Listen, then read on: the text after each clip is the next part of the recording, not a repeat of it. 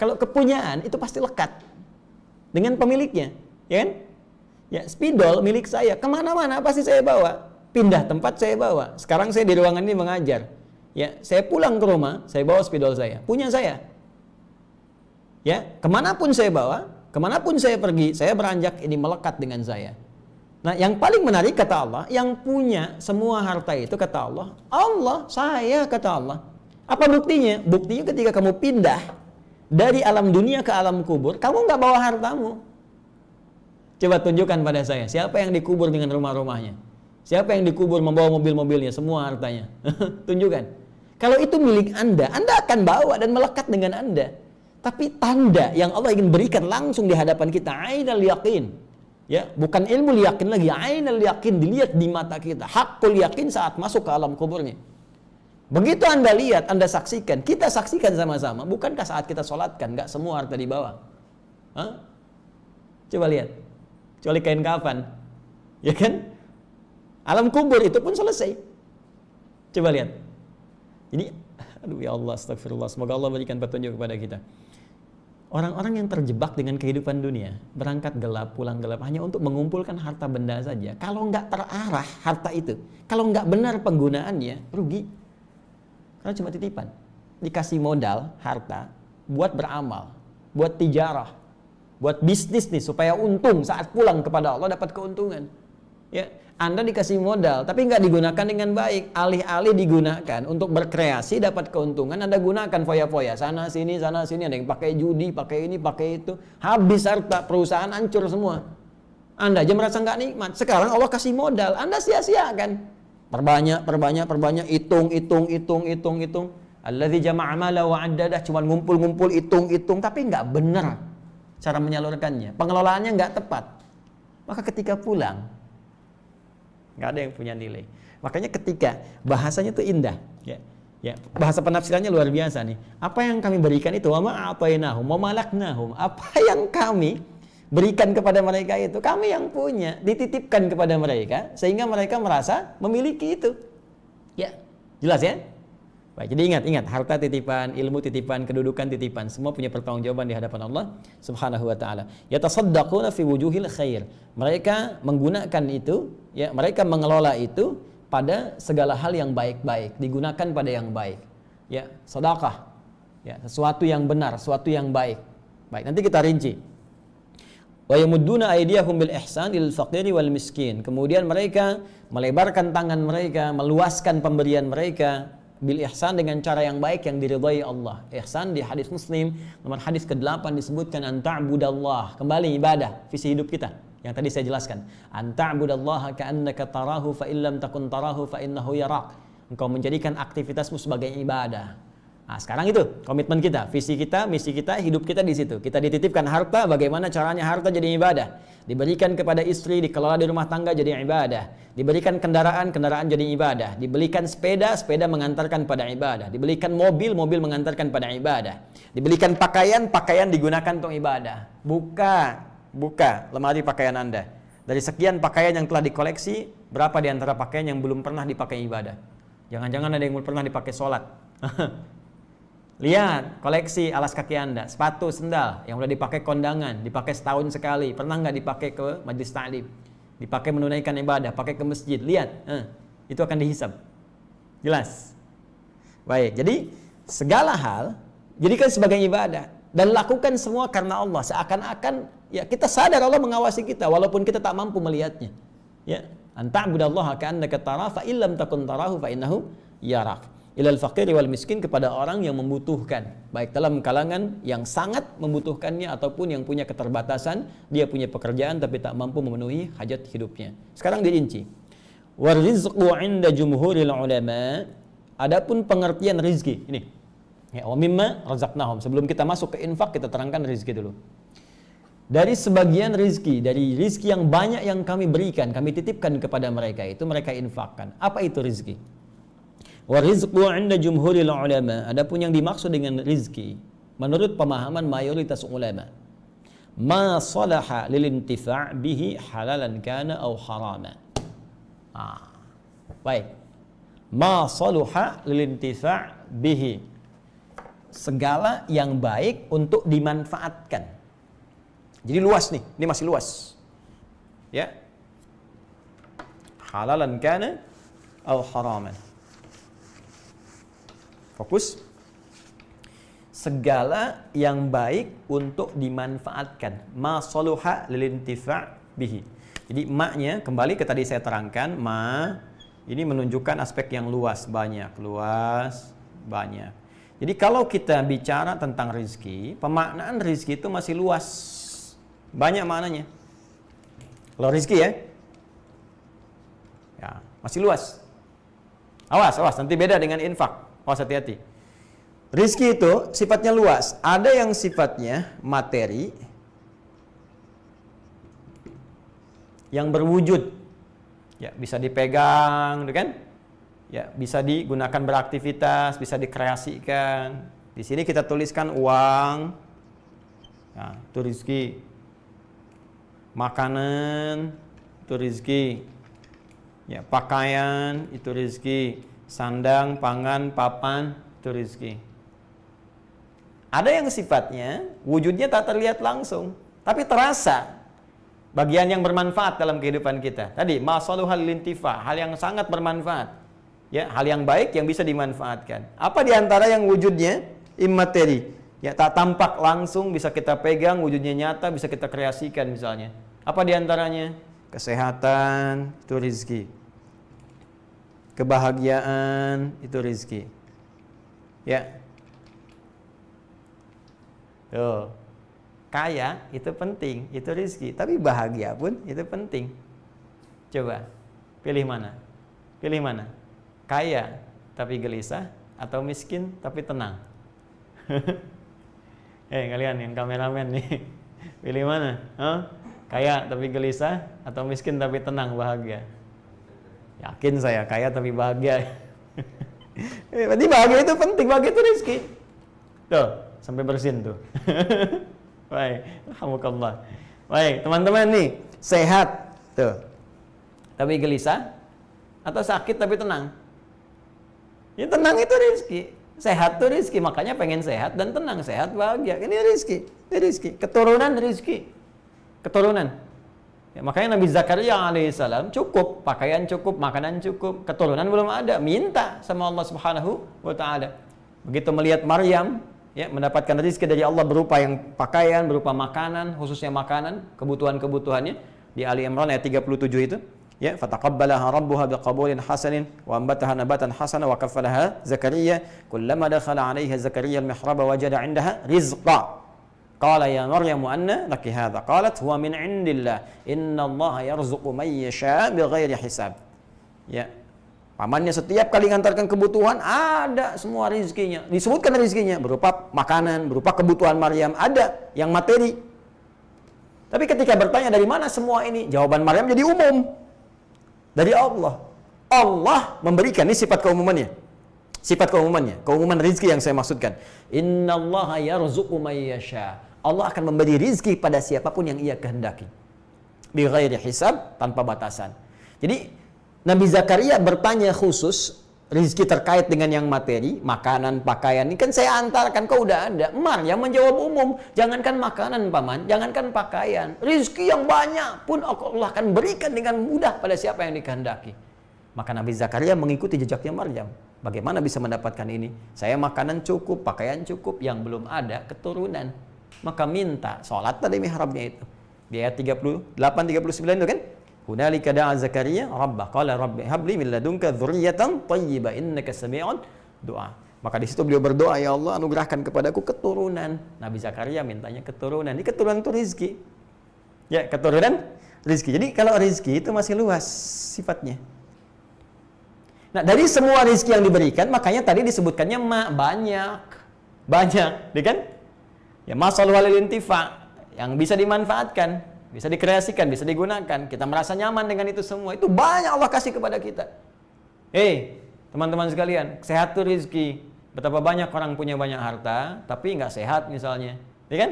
Anda sehat, keturunan baik, di rumah sehat semua. Itu rizki. Tapi dari yang banyak itu, nggak semua mesti diinfakkan. Jadi infak itu lebih khusus lagi dari rizki ini, maka muncul amalan instrumen takwanya infak. Jadi dari rizki ini, apa amalannya? Apa instrumen takwanya? Infak. Infak lebih spesifik dari sebagian rizki itu. Kalau kita mau buat tafsir yang umum, dari yang ini yang banyak ini, enggak semua mesti diinfakin. Emang ada orang infak anak? Saya mau infak anak? Enggak mungkin. Ya, saya mau infak istri? Enggak ada. Istri bilang saya mau infak suami, saya kesel di rumah, saya infakin aja suami saya. Enggak bisa. Ya. Saya mau infak kebahagiaan? Enggak bisa. Ya, jadi spesifik sifatnya. Jadi dari semua yang banyak ini, apa yang masuk kategori yang bisa diinfakkan? Nah, infak itu khusus pada hal yang sifatnya materi saja, itu pun dengan klasifikasi tertentu. Ya, jelas? Infak. Jadi infak itu sifatnya materi. Jadi nggak ada istilah saya infak kesehatan, infak kebahagiaan, infak ketenangan, nggak ada. Ya. Jadi sifatnya apa? Materi. Ini pun klasifikasinya tertentu saja. Dari materi yang ditetapkan itu, apa yang termasuk klasifikasi yang bisa diinfakkan, yang bisa dikeluarkan sebagai amalan harta yang masuk dari instrumen takwa kita kepada Allah Subhanahu wa taala. Untuk mengetahui itu, kita lihat dulu definisi infak itu seperti apa. Ya. Bismillah. Kita baca lagi. Kita teruskan ya. Jadi mohon izin kita bahas sampai mengerti betul ya, sampai paham betul. Bismillahirrahmanirrahim. Kita lanjutkan. Termasuk ini saya beri catatan. Halalan kana au haraman. Ya. Jadi kalau rezeki yang banyak tadi bisa kualifikasi yang halal, bisa yang haram. Ya, jadi itu masih masuk rezeki. Masih masuk kategori rizki. Karena itu ada min di awalnya dari sebagian, maka bagian itu bisa luas. Jangan sampai engkau berinfak dari yang haram. Hati-hati, cek dulu harta kita. Mohon maaf ya, jahiliyah itu sejahiliyah-jahiliyahnya. Orang jahiliyah, sejahiliyah-jahiliyahnya. Itu saat mereka akan berinfak untuk pembangunan Ka'bah. Ya, renovasi Ka'bah. Itu yang dikeluarkan cuma yang baiknya aja. Sepakat mereka. Jangan keluarkan dari yang jeleknya, keluarkan yang baik-baiknya, sepakat semuanya itu. Itu sejahiliyah-jahiliyahnya. Nah, kita, Anda, saya, yang mengaku sudah keluar dari jahiliyah, berapa dari sekian harta kita yang baik yang bisa kita keluarkan? Karena itu ada min di situ. Walaupun Anda mendapatkan rezeki, jangan didapatkan dengan cara yang haram. Apalagi rezeki haram dipakai untuk infak. Itu yang keterlaluan. Hasil korupsi, wah biar jadi dapat legalitas dari Allah, nggak banyak banget dosanya. Misalnya saya pakai infak aja buat bangun madrasah, nggak bisa. Ya, hati-hati. Jelas ya? Baik. Kemudian kita teruskan lagi. Sekarang masuk pada kategori infaknya, ya, kategori infaknya. Wa qala yunfiqun wa anfaqa malahu anfadahu wal infaq ikhrajul mal wa infaduhu wa sarfuhu. Adapun yang dimaksud dengan infak itu ikhrajul mal wa infaduhu wa sarfuhu, mengeluarkan harta, baik itu Anda berikan dari sebagian tadi sampai tuntas selesai habis, atau Anda berikan sebagian-sebagian. Nanti teknisnya kita jelaskan. Tapi secara singkat, mengeluarkan harta materi yang sifatnya berharga. Mal itu sesuatu yang berharga, bisa uang, kan? Ya, bisa kemudian dari hasil pertanian, perkebunan, bisa jadi makanan, ya. Ya, jelas ya? Kita turunkan dulu. Infak, saya mohon izin untuk membahas secara dalam dari segi bahasanya dulu supaya kita bisa memahami dengan lebih sempurna, ya. Bismillah.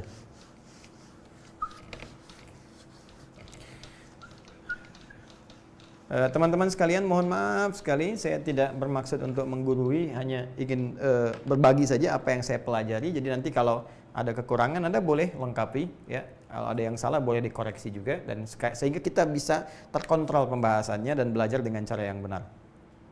Jadi yunfiqun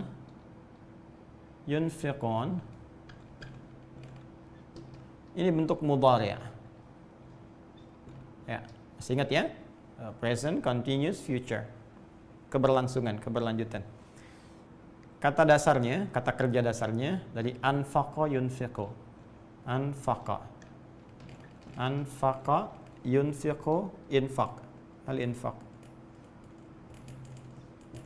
infak. Fokus. Anfaqa, telah berinfak. Yunfiqo, terus berinfak. Tidak putus. Ya. Yunfiqon, banyak yang berinfak. Nggak cuma 1-2 orang, banyak. Semua orang pasti pengen takwa. Nah, karena itu tadi diterangkan, ya. Jadi yunfiqon, infak itu ikhrajul mal. Ya, berusaha mengeluarkan dari materi, harta yang dititipkan Allah kepadanya. Ya, apakah itu infak secara langsung? Misal, sebagian saya punya 1 juta, saya pengen keluarkan 100.000. Apakah sifatnya langsung? Atau sorof, sebagian-sebagian.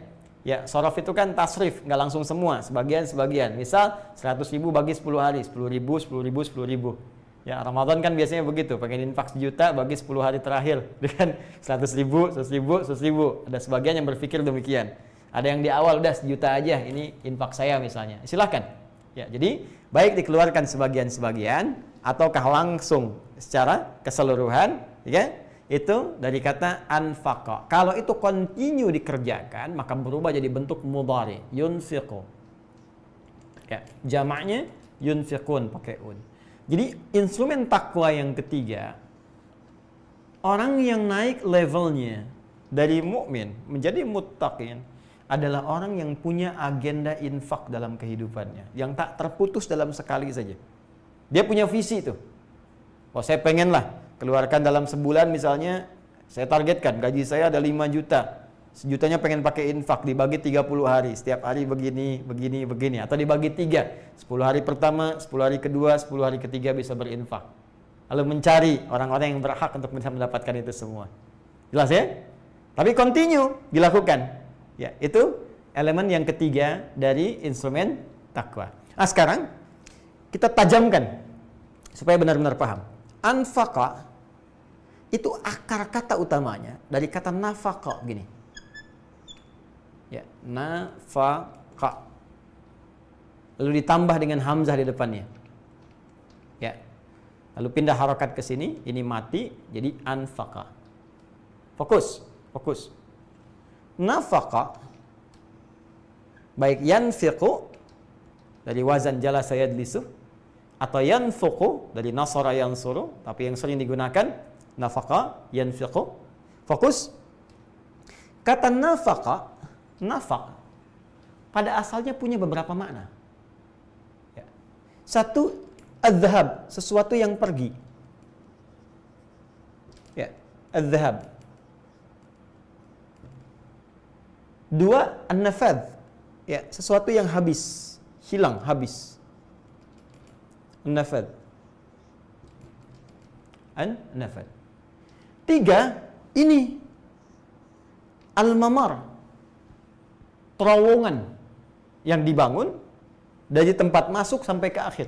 Karena itu kalau Anda umrah atau haji qadarullah tahun ini, ya insya Allah ada kebaikan yang telah ditetapkan, tinggal kita arahkan saja pada amalan yang lebih baik insya Allah. Ya insya Allah di tahun berikutnya haji bisa dilakukan, kita berdoa pada Allah Subhanahu wa taala. Demikian yang umrah pula. Nanti kalau Anda haji atau umrah kan sering lewat terowongan ya di Saudi itu. Ya, saat lontar jumrah ada terowongan Mina, ya kan? Baik, ya, kemudian saat akan ke Masjidil Haram, di ring 1 ada terowongan Mahbas Al-Jin masuk. Itu terowongan, bahasa Arabnya nafaq, ditulis atasnya nafaq. Ya, nafaq ini. An-nafaq. Baik. Bisa dikatakan mamarrun, ya, mamarrun, tempat lewat terowongan yang dibangun dari jalan masuk sampai dengan jalan keluar. Ini dari bahasa Arabnya. Nah, sekarang perhatikan keindahannya. Bagaimana makna ini sedemikian indah bisa kita dapatkan. Teman-teman sekalian, perhatikan baik-baik. Ketika ini ditambahkan hamzah, menjadi anfaqa, yunfiqu, maka ini menunjuk pada sebuah usaha untuk mengeluarkan sesuatu, ya, sehingga yang ada melekat pada kita itu menjadi pergi, ya, pindah dari kita.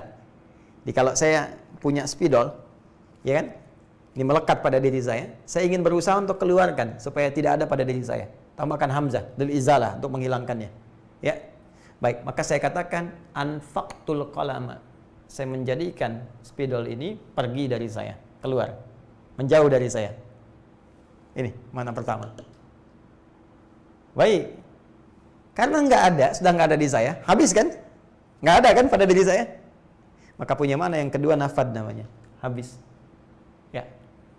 Jadi Masya Allah, kalau Anda mau berinfak, dari bagian yang telah Anda siapkan untuk infak itu jangan ditahan-tahan. Berikan, habiskan. Punya 10 juta, sejutanya buat infak. Jangan tahan-tahan lagi, kalau sudah bagiannya infak, ya keluarkan infak. Ya, 100 ribu udah masuk nih buat agenda ke masjid sholat Jumat besok. Ya udah, ketika ada kotak lewat masukin, jangan tahan. Ya, kalau nggak sempat kotaknya lewat, ya setelah selesai Jumat cari kotaknya, masukin, titipin ke DKM masjid. Jangan sampai pulang ke rumah ke bawah lagi. Karena harusnya pergi keluar, nafad hilang. Jelas. Baik sebagian atau 1 juta langsung dikeluarkan. Itu sifat infak. Indah kan? Tapi yang paling dahsyat, infak akan membangun terowongan kehidupan bagi kita, yang akan kita dapatkan hasilnya saat kita kembali kepada Allah Subhanahu wa taala. Jadi kalau kita mau makna yang lebih dalam lagi, sebetulnya infak itu adalah terowongan kebaikan untuk mendapatkan cahaya, hasil yang lebih bagus saat kita keluar dari kehidupan dunia menuju alam yang lain di barzah. Bukankah saat Anda masuk terowongan, teman-teman sekalian, Anda keluar ya dari sini, masuk dari sini, bukankah masuk dari satu tempat keluar di tempat berbeda? Perhatikan, infak adalah jembatan, infak adalah terowongan yang akan memindahkan amalan Anda. Terlihat seperti pergi, sesungguhnya dia akan mengantarkan kemudahan Anda untuk masuk ke alam berikutnya dengan pahala-pahala yang telah kemudian disediakan. Tapi seperti bikin terowongan gak mudah, infak pun gak mudah. Tuh lihat, bikin terowongan, gali dulu, sampai Anda bisa mendapatkan jalan keluarnya. Infak juga begitu, mau ngeluarin tuh nggak mudah. Ya, coba deh, mau infak 1 juta, bisa nggak mudah. Kadang gali dulu, 10 ribu dulu, ini kan, galinya kecil dulu. Ada yang langsung gali 500 ribu, ada yang segini, itu kan. Ada yang pengen langsung 1 juta, ya kan? 1 juta itu bagi orang yang punya penghasilan 5 juta terasa besar, tapi yang punya 1 triliun infak 1 juta itu nggak ada apa-apanya, kawan. Coba saya tanya nih, Anda yang teman-teman numpang makan di Indonesia, numpang cari kerja di Indonesia sampai dikatakan ini triliuner, hartanya banyak. Di situasi sekarang berapa yang Anda bisa keluarkan? Mana kehebatan yang bisa kita kerjakan untuk bangsa kita? Mana kaidah infaknya? Ya, seharusnya Anda muncul saat ini, saya 500 miliar, saya 300 miliar. Ya, bekerja di Indonesia, ngambil hasil dari Indonesia. Sekarang Indonesia butuh Anda. Ada 3 ibu yang kita mesti berbakti. Ibu yang melahirkan kita. Surga terletak dalam bakti kepadanya. Ibunda kita Ummul Mukminin, istri Rasulullah SAW. Ya, sudah tidak ada saat ini cara berbakti kita menjaga kehormatannya. Menjalankan apa yang telah diajarkan oleh mereka sebagai petunjuk dari Rasulullah SAW. Ibunda kita. Dan ibu kita yang ketiga, ibu pertiwi kita. Tempat kita bernaung, tempat kita berpijak. Sekarang ibunda kita sedang sakit.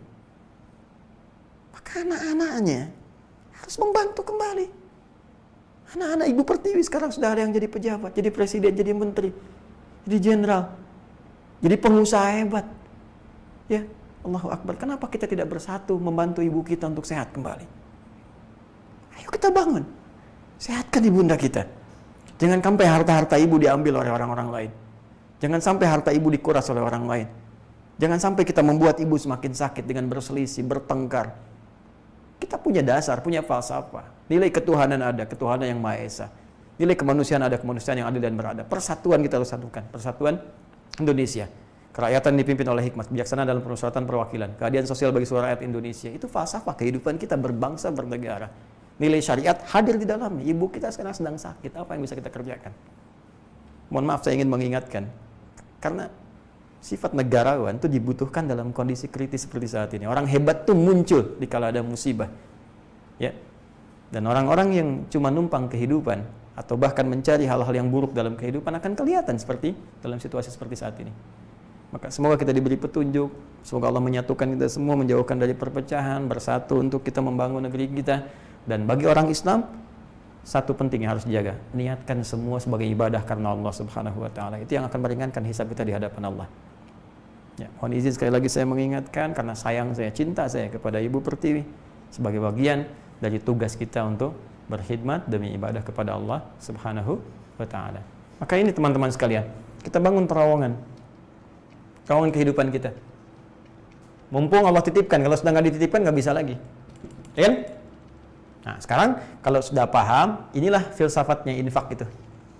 Jadi infak terlihat seperti membuat harta kita pergi, terlihat seperti habis harta kita, tapi sesungguhnya hakikat dari ini semua sedang membangun terowongan yang bisa memudahkan dan melancarkan aktivitas kita sampai kita kembali kepada Allah di alam barzakh itu. Karena itu nanti kita akan teruskan orang-orang yang infak ini, Allah akan berikan kelancaran aktivitasnya 700 kali paling minimal dibandingkan dengan orang-orang yang beraktivitas biasa saja. Silahkan cek teman-teman, sholat itu hasanah, pahalanya dapat 10. Ya, Quran surah ke-6 ayat 160. Man jaa bil hasanati falahu asyru amsalihha. Siapa yang mengerjakan perbuatan hasanah, dia mendapat 10 kebaikan nilainya. Baik, salat disebut hasanah. Quran surah ke-11 ayat 114. Aqimis salata tarafain nahar wa zulafan minal lail. Innal hasanati yudhibnas sayyi'at. Salat disebut hasanah. Jadi kalau kita mengerjakan salat, pahalanya 10. Berjamaah naik 27 derajat. Kan? Di masjid tambah lagi 25. Sekarang sudah mulai dibuka, tambah 25 kebaikan. Ini sampai 27 paling banyak. Infak. Allahu Akbar. Quran surah kedua ayat 261, paling kiri agak ke atas. Mathalul ladzina yunfiquna amwalahum fi sabilillah kamathali habbatin ambatat sab'a sanabil fi kulli sumbulatin mi'atu habbah wallahu yudha'ifu liman yasha wallahu wasi'un 'alim. Perumpamaan orang infak di jalan Allah, lakukan karena Allah, niatkan sebagai ibadah. Infak pada keluarga niatkan sebagai ibadah. Ya, infak dalam kehidupan berbangsa niatkan sebagai ibadah. Infak untuk pendidikan niatkan sebagai ibadah karena Allah Subhanahu wa taala. Setiap satu yang kita keluarkan, 1 rupiah nilainya kali 7 kali 100, paling minimal 700 kali lipat. Balik. Paling minimal. Kalau hitung-hitungan. Kalau nggak berhitung, wallahu yudha'ifu liman yasha, Allah akan lipat gandakan bagi siapa yang dikehendaki tanpa batas. Tanpa batas. Ini bisa jadi aktiva. Nanti kita lihat setelah melewati terowongan dunia, di alam kubur tampak nih, sebelum wafat, sakaratul maut ditampakkan nih pahala infak yang banyak. Nanti saya cerita kisah-kisah yang sangat luar biasa. Ya. Ada lagi, ini balik nih, untuk kemudahan dalam kehidupan di sini. Bisa jadi kesehatan, kelancaran usaha, macam-macam. Yang asetnya kalau dihitung-hitung, gak akan jauh dari sini, 700 kali. Ya. Bekerja segitu aja gaji misalnya, cuma dijaga, sehat aja. Yang kalau sakit biayanya segini juga 700 kali. Tuh, luar biasa. Nah, tapi ini butuh turunan-turunan untuk semakin memotivasi kita. Sekarang pertanyaannya, bagaimana cara berinfak yang benar? Kedua, apa indikatornya infak kita benar sehingga terasa sebagai peningkatan takwa? Yang ketiga, kepada siapa kita mesti berinfak? Kalau agenda infak itu kita bisa siapkan. Dan keempat, bagaimana cara mengeksekusinya infak itu supaya benar ketika kita keluarkan sesuai dengan petunjuk Allah Subhanahu wa taala. Bonusnya yang kelima, ketika kita bisa kerjakan semua itu, apa yang Allah bisa anugerahkan kepada kita dalam kehidupan dunia sebelum kita berpulang kepada Allah Subhanahu wa taala, baik di alam kuburnya sampai di akhiratnya. Itu akan kita bahas dalam pertemuan yang berikutnya, insyaallah. Ya, biar teman-teman, kita cukupkan dulu untuk malam ini. Nanti kita lanjutkan kembali. Mohon izin untuk mengingatkan yang pertama, teman-teman sekalian, bahwa kajian ini insya Allah berlangsung tetap dalam online. Jadi kita tidak mengadakan kajian yang langsung dulu di tempat kita, baik di Masjid Al-Ihsan, PTM VJS di Bekasi, ataupun kunjungan di beberapa tempat sebagai ziarah ilmiah. Setelah nanti situasi kondusif kembali insya Allah. Untuk itu kita berdoa dan mensupport ya kegiatan-kegiatan yang bisa kita lakukan supaya bisa lebih maksimal. Ya, kita dukung kegiatan-kegiatannya. Dan mudah-mudahan aktivitas kita diridhoi oleh Allah Subhanahu wa taala. Kemudian yang kedua, teman-teman sekalian, komitmen dari apa yang saya sampaikan ini, paket At-Taisir ini kami tampilkan juga untuk mengingatkan. Sekarang sedang dalam proses cetak ya. Kita 2000 pertama kita akan cetak dulu di bulan ini. Jadi nanti setelah ada selesai ya, di bulan ini selesai, karena kemarin saya senang riset, jadi saya coba untuk maksimalkan ya. Jadi nanti tampilan akhirnya seperti ini nih teman-teman sekalian. Jadi di sini saya buka, nah ini ada kuncinya juga. Jadi ada kunci di sini ya. Nah ini untuk produce-nya, jadi ada kunciannya. Nah, kita bisa ambil per lembar di sini ya. Kemudian nanti yang dicetak ada tulisan di sini ya, wakaf ya, wakaf umat Islam Indonesia. Nah, termasuk di dalamnya, jadi ada tulisan wakaf, jadi nggak bisa diperjualbelikan oleh teman-teman yang hanya mencari niat untuk dunia saja.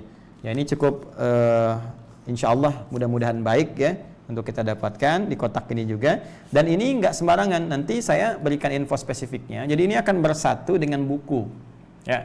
Nanti di bukunya ada 3 buku, nanti ada petunjuk pembimbingan ya di buku ini, tapi nanti ada pelengkapnya. Kemudian nanti ada murajaah 2 lagi yang 30 juznya. Dan setiap yang nanti berniat untuk mendapatkan ini, saya tidak akan nanggung. Jadi bukan cuma dapat ini untuk dikoleksi, tidak. Kita akan masukkan ke sistem untuk belajar. Jadi kami sedang siapkan sekarang sistem aplikasinya. Di teman-teman nanti untuk mendapatkan ini mesti registrasi dulu ya.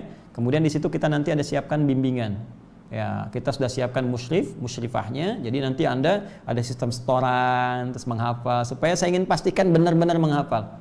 Saya tidak ingin hasil riset kita kerja keras untuk berusaha, berikhtiar dan sebagainya cuma jadi simpanan, jadi koleksi dan jadi ingatan, tidak. Saya ingin kita berikhtiar, walaupun mungkin selama hidup 1 juz dari sini, 2 juz, yang penting kita punya bekal saat pulang dan punya kebanggaan saat menghadap Allah Subhanahu wa taala dan punya cahaya Al-Qur'an saat di alam kubur. Itu yang paling penting ya. Nanti seperti apa sistemnya, bagaimana nanti turunan-turunan penjelasannya, insya Allah setelah nanti ada tuntas dicetakkan minimal nanti 2.000 pertama untuk yang bulan ini. Target saya 10.000 dulu, jadi 2.000 untuk bulan ini, 4.000 bulan selanjutnya, 4.000 bulan selanjutnya lagi, jadi 10.000 kita selesai dulu. Nanti pelajaran kita buka di September untuk kelas ini ya, STUAH, sekolah terbuka usahakan Al-Quran hafal. Jadi nanti kita berusaha mencetak setidaknya dalam waktu mau wisuda setahun paling minimal 10.000 ya, syukur-syukur bisa kita target 100.000 penghafal Quran, ahli-ahli Quran yang bisa berkhidmat untuk kepentingan dunia dan akhiratnya insya Allah. Ini dan selanjutnya yang terakhir barangkali ta'lim kita insya Allah nanti ada variasi-variasi tambahan, yaitu ada beberapa yang segmen yang nanti kita coba tampilkan sebagai gambaran-gambaran baru, walaupun sifatnya mungkin nanti ada yang offline sebagai bimbingan-bimbingan, dan sesi khusus nanti ada beberapa kajian yang kita khususkan untuk tanya jawab ya. Nanti teman-teman tinggal tunggu keterangan dari kami di Adi Hidayat Official dan mudah-mudahan bisa bermanfaat untuk kita seluruhnya. Terakhir, setiap yang saya sampaikan boleh jadi ada nilai kebenaran yang Allah titipkan, yaitu hakikatnya dari Allah dan Rasulnya, silahkan diamalkan. Dan jika banyak didapatkan kesalahan, itu mutlak dari saya, mohon dimaafkan. Dan tinggalkan apa yang diduga keliru, jauhi perdebatan, ambil pendapat yang lebih baik, dan tetap berikhtiar menjadi yang terbaik di hadapan Allah Subhanahu wa ta'ala. Demikian yang saya sampaikan, semoga bermanfaat. Subhanakallahumma wa bihamdika asyhadu an la ilaha illa anta astaghfiruka wa atubu ilaik. Wa akhiru da'wana rabbana atina fid dunya hasanah wa fil akhirati hasanah wa qina adzabannar. Walhamdulillahi rabbil alamin. Wassalamualaikum warahmatullahi wabarakatuh.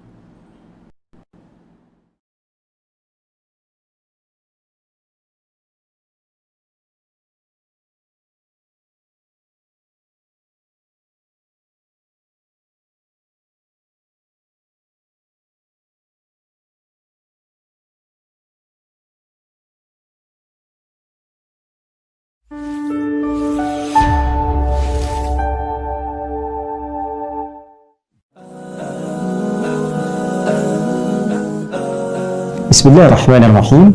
Assalamualaikum warahmatullahi wabarakatuh. Alhamdulillah wassalatu wassalamu ala Rasulillah wa ala alihi wa sahbihi wa man wala wa ba'du. Saudara-saudariku, saya Adi Hidayat ingin menyapa Anda semua dan mendoakan semoga kita termasuk hamba yang dimuliakan oleh Allah Subhanahu wa taala. Untuk menjadi hamba yang mulia, tentunya kita diminta oleh Allah untuk berikhtiar. Dan di antara ikhtiar itu, di antara yang terbaik yang bisa kita lakukan adalah menjadi ahli Al-Quran. Alhamdulillah, saya telah melakukan riset untuk kemudahan menghafal Al-Quran dengan izin Allah Subhanahu wa Ta'ala yang khusus kami risetkan agar bisa digunakan oleh seluruh kalangan tanpa batas usia ataupun lainnya. Dengan rasa bahagia, kami akan coba perkenalkan Mushaf At-Taisir dengan tampilan terbaru yang memadukan semua unsur hafalan, pemahaman, termasuk penguasaan letak atau peta Al-Quran. Insyaallah, alhamdulillah telah kami desain ini 30 juz sesuai dengan masukan dari teman-teman yang menginginkan secara sempurna 30 juz kita bisa hadirkan. Telah selesai kemudian kita dapatkan ini, lalu kami jadikan ini untuk lebih mudah dihafalkan dalam konsep setiap satu juz. Dari 30 juz mushaf yang ada, kami hadirkan setiap satu juz, dan satu juz ini kita hadirkan kembali dengan pola yang sangat santai dengan mengemas menjadi lembaran. Satu lembar ini kita bisa hadirkan dalam setiap hari kita beraktivitas. Anda tinggal hanya mengambil satu lembar, satu lembar, satu lembar setiap hari, dan dalam masa yang sangat singkat, satu yang terbatas, dengan izin Allah kita bisa mendapatkan 30 juz Al-Quran dengan cara yang sangat santai. Di sini tersedia untuk hafalan dengan terjemahan untuk menghadirkan makna umum. Kemudian jika dibalik apa yang telah dihafalkan, kita akan coba dapatkan kolom murojaah untuk memperkuat, mengulang kembali. Dan di bawahnya kami sediakan tampilan nomor-nomor untuk menghadirkan peta Al-Quran, sehingga ketika Anda bacakan, Anda mengetahui di mana letak posisinya, seperti kami tuliskan di atas, di baris keberapa ia ada di mushaf, dan di nomor mana ia ada dalam penomoran ayat. Bahkan bisa Anda hadirkan dengan suasana yang acak. Apa yang ingin saya sampaikan adalah, ini ingin sekali saya bisa berbagi dengan teman-teman sekalian, karena saya hanya mendapat tugas dari Allah Subhanahu wa Ta'ala untuk berdakwah, bukan untuk berbisnis, bukan untuk berjualan. Karena itu, hasil riset yang telah kita dapatkan, ingin rasanya kami berbagi dalam konsep wakaf, dan saya mengajak Anda semua untuk terlibat dalam proyek besar ini. Mari kita hadirkan wakafnya.